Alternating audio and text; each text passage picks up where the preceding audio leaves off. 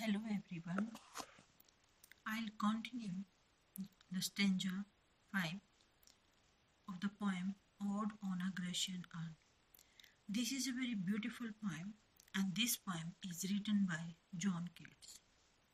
So let's start. Ah, happy, happy bough that cannot shed your leaves nor ever bid the spring adieu. And happy melodist, unwearied, forever piping songs forever new. More happy love, more happy, happy love, forever warm and still to be enjoyed, forever panting and forever young, all breathing human passion for above, that leaves a heart high, sorrowful and cloyed, a burning forehead and a parching tongue. Students, and then you will note down the word meaning of this passage. And your first word, adieu, that means goodbye. Adieu, that means goodbye. Melodist, that means magician, and a magician that is depicted on the urn. Melodist, magician, a piper. Still to be enjoyed, the lover in the urn always has the privilege of being in mood of expectancy. And the next word, unwearied, that means not a tired person. Not a tired person.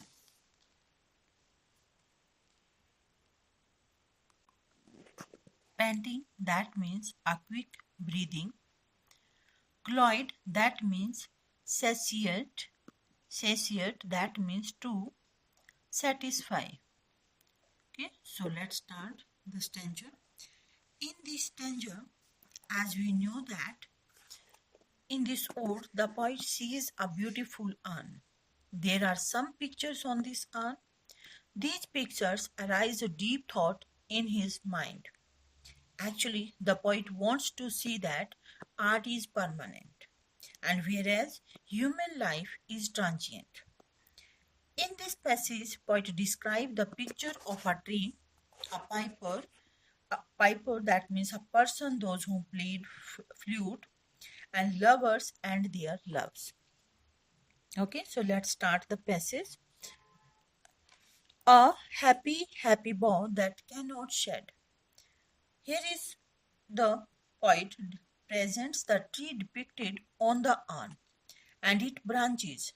Bough, that means branches, will always remain green and their leaves will not be shed. When the tree shed their leaves in the autumn season.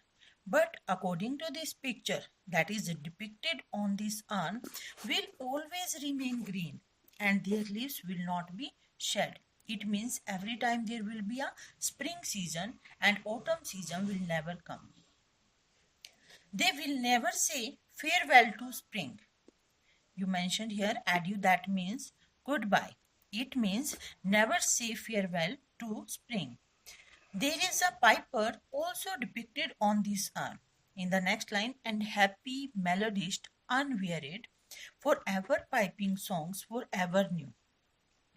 It means the poet depicted here a piper and on the urn.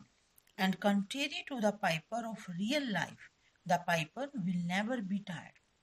In actual life, a piper tired after some time. But in this picture, the piper will never be tired. He always go on singing songs and his songs will always remain fresh. In this way, these lines express the idea of the permanency of art and transience of life. Is it clear? Because that in this season, trees cannot shed their leaves and the piper will never be tired. Both are the permanency of the art, and it shows that art is permanent and life is transient. More happy love, more happy love, forever warm and still to be enjoyed. In these lines, the poet says that love in this world of art is always happy, and it will always remain exciting. It will always give pleasure. Forever panting and forever young, all breathing human passion for above. That means this love will always be youthful, will always be young. Here is mentioned forever young, will always be youthful. And the lovers will always be in the state of expecting greater pleasure. And it is far superior to love in a real life that leaves a heart high, sorrowful and cloyed, and burning forehead and a parching tongue. In these lines, the poet expresses love in real life. It is far superior to love in real life. Love in real life leads to disappointment and disillusion. But in this, the forehead burns with the heat of the passion, and tongue goes dry. Here is the expression of the true love in real life. But the writer want to see that the poet want to see that love in real life is only he leads to disappointment and disillusion. But loves in a always in this state give us a great pleasure, and it is far superior to love in the real life. Now come to the next stanza. In this stanza, the poet sees some other pictures on the urn, and these pictures inspire some philosophical thought in his mind. He realizes that art is superior to life. In this stanza, the poet sees and describes a procession, and in this procession here are a priest and a calf. And the poet asks the question. Now I am going to read the passage. Who are these coming to the sacrifice? To what green altar, O mysterious priest? Leadest thou that heifer lowing at the sky, and all her silken flanks with the garlands dressed? What little town by river or sea shore, or mountain built with peaceful citadel, is emptied of this fog and this pious more, and little town, thy streets forevermore will silent be, and not a soul to tell why thou art desolate and can ever return. Students, now note down the word meaning of this stanza. Your first word is altar. Altar, this word is given in the second line. Altar, that means similar flat-topped structure used for the religious rites. Is it clear? Altar. And in Hindi, we can call it Samadhi and Vedhi. And the next one, heifer. Heifer is given here in the third line. Heifer. Heifer, that means calf. And calf is the young one of the cow. And we can call it the cow babies is calf. And the next one, fog. Fog is a people, a particular group of people. Next one, pious. Pious, that means religious. Next, desolate and hopeless, sad. And the next one, mourn. Mourn, that means morning, morrow. And the next one, citadel. Citadel, that means a strong fortress that sides high above city. And dressed. Dressed is given here in the fourth line. End of the word, dressed. Dressed is an obsolete form of dress. Is it clear? Now let's start the stanza.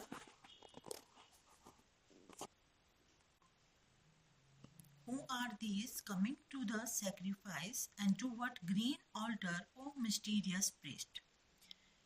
In these lines, the poet sees a procession picture on the arm, and in this procession, a animal coming to offer. This procession is coming to offer animal sacrifice. The poet wants to know the place of worship. And here is the question: who are these coming to sacrifice and to what green altar, O mysterious priest? Worship where they are going to offer the animal sacrifice. There is a priest in the procession. O mysterious priest, that means there is a priest in the procession.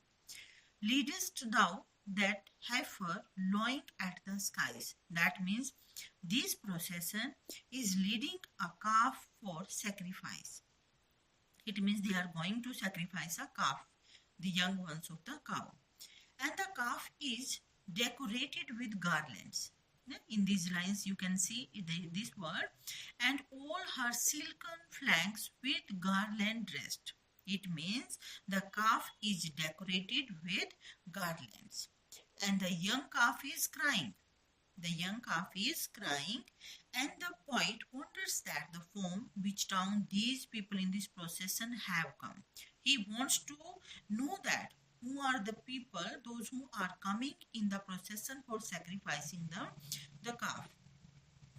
What little town by river or seashore and or mountain built with peaceful citadel is emptied of this folk and this pious more. This town the poet sees the picture of a town, and that is maybe situated near some river or seashore or a fortress of some mountains. The town from which the people have come will always remain empty. It means the town that is situated on the seashore is empty because all the people of this town is going to with the procession. And then the town from which the people have come will always remain empty and the pious mourn, and art capture a moment of real life and makes it permanent. Is it clear? And little town, thy streets forevermore will silent be, and not a soul to tell why thou art desolate can ever return. In these lines, as before, the poet presents the idea of the permanence of art and the picture of the small town on the arm. The city is deserted. It means no one is present in this city, and that this city is totally empty. All the people of the town have gone to the site of the sacrifice. Now we have read earlier in this stanza. Here is going a procession, and this procession is going for the sacrifice of a calf. So all the people have already gone of this site for to see the sacrifice. The poet says that this town will remain deserted and no one is here, and not even a single person of the town will return to tell us why the town is empty. It means no one is present here to give the answer of the poet question, where is the procession is going and why the town is empty. No one is present in the town.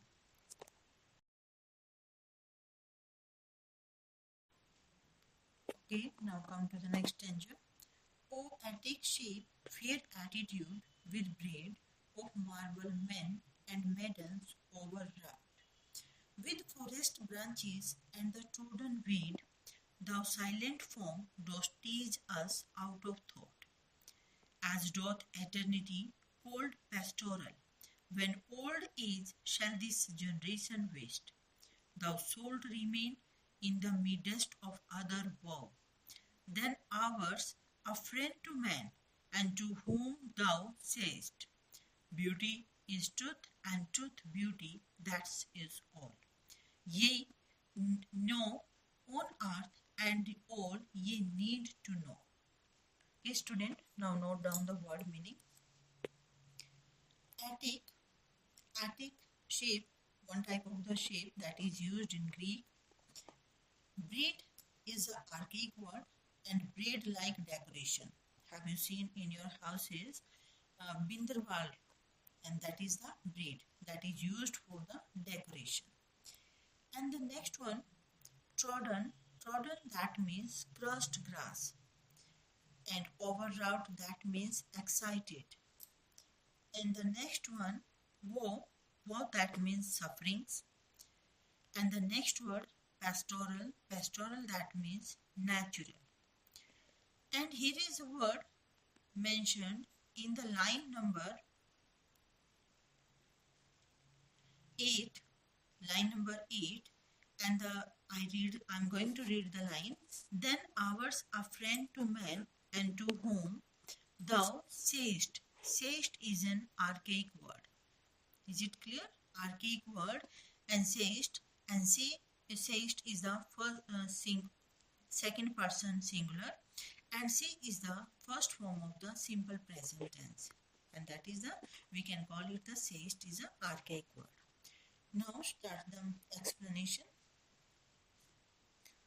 In these lines, the poet describes natural surroundings, and here are some pictures. The picture depicts scenes from the daily life, and of I take shape and fair attitude with breed, and that means in these lines the poet describes the urn beauty, and the poet calls the urn a fine and specimen of the Greek art. Is a very good example of the Greek art, and the urn appears very beautiful. It is a full of beautiful picture of men and girls. In these lines you can see the word of marble, men and maidens overwrought. That means maidens is a girl. And it is full of the beautiful picture of men and girls. And on the urn there are picture of the branches of jungle and the trodden grass, with forest branches and trodden weed. Weed, that means grass, one type of the grass. And on the urn there are pictures of the branches of the jungle and trodden grass. Thus these lines give a description of the urn. In these lines, here is the description of a urn. Urn is a beautiful example of the Greek art. And here is a picture of the men and the maidens for girls. And here is another picture of branches and trodden grass. And this next line. Thou silent form dost tease us out of thought, as doth eternity cold pasture.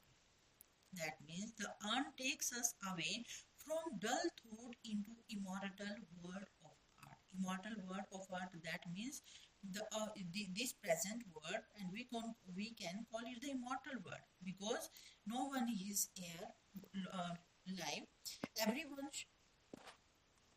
Everyone meet to death at the end of his life. So the poet call it the immortal word.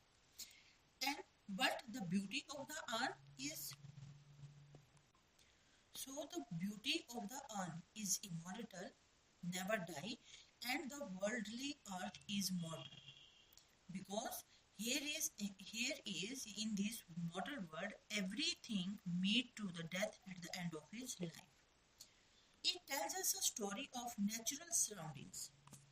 Natural surroundings called pastoral, that means natural surrounding, but itself it is cold and lifeless.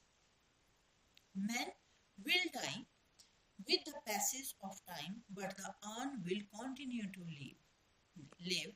Here is the mention, when old age shall this generation waste, and thou shalt, that means shall, thou shalt remain in midst of other woe. And the urn, the man will die with the passage of the time, but the urn will continue to live. It will never die. The urn has seen our sufferings, and later when we die, it will watch the suffering of the next generation. Generation waste, it means it will see the suffering of the next generation. And then arts a friend to man, and to whom thou sayest, beauty is truth, and truth beauty, that is all. It will continue to a man's friend even in futures. It tells man that in art truth and beauty are one. It means art is truth and truth is art. And the poet says that that all that man knows and needs to know this great fact. Ye know on earth, and ye need to know. It means the poet says that all the man needs to know that this is a great fact. What is a great fact? The great fact is that beauty is truth and truth is beauty. This is a very most famous quote of this poem. Students, this was the last stanza of your poem, and do practice of this ode. I'll give you one example of reference to the context in one slide, and then you will prepare all stanzas accordingly. And you know very well, every stanza is based on a one or more depiction of the art, and you will explain these depictions in your explanation. One slide, I'll prepare one slide that is based on the key points, and you will learn all the key points on this in this ode. And in this ode, some important quote is given. I'll mention the same in the slides. Okay, have a good day.